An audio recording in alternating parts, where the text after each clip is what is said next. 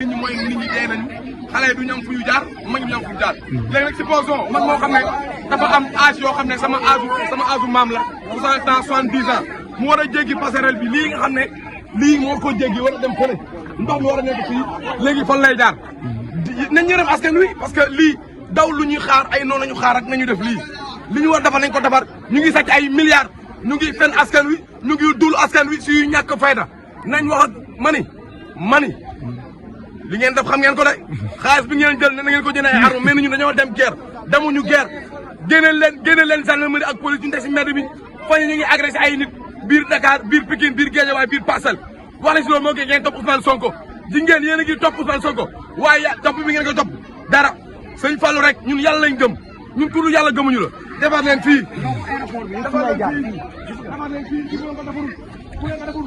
wallaahi taalaahi di nga am ak population bi moom amu leen dara pour ni waa APR amu leen dara pour ni fen ak duur moo dese ak naafeq ak rambaaj ak jaxase waaye dama ni bés bu Macky Sall duggee fii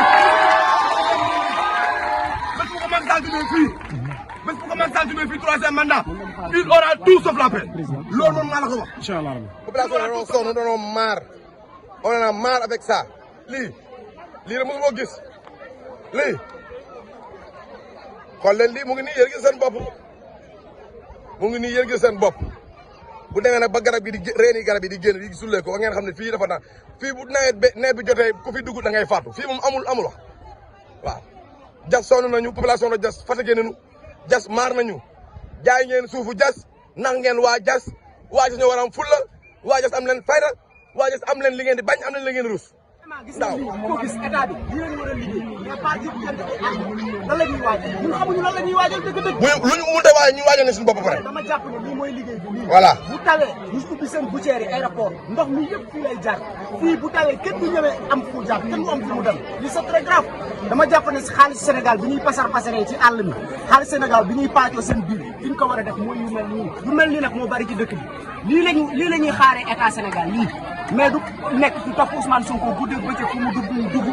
di ko jéem a fokkatal di ko jéem a tuutal waaye tamit jël alalu Sénégal fu ne ñu pasaree ko. te am nañ liggéey baa ngi nii li ñu war a liggéey ngi nii. mbir maa ngi nii. waaw gis ngeen mu ngi nii de liggéey war a liggéey mu ngi nii population bi dañoo sonn dañoo maar. gis ngeen fii nga xam ne voilà fii la ñu war fii la ñu war a jaar pour dem si beneen koñ bi fii est-ce que lii c'est normal est-ce que lii c'est normal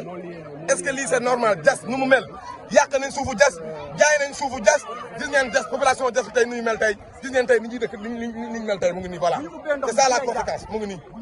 nii lii moo jaaduwul léegi nag xool leen mu ngi nii est-ce que fii bu waaw mu ngi nii est-ce que léegi lii magam jëmm boo xam ne gisul wala silmaxa war a jaar fii nii def nii est-ce que kii war na mën a jéggi fii dem ndox mi fii lay jaar fii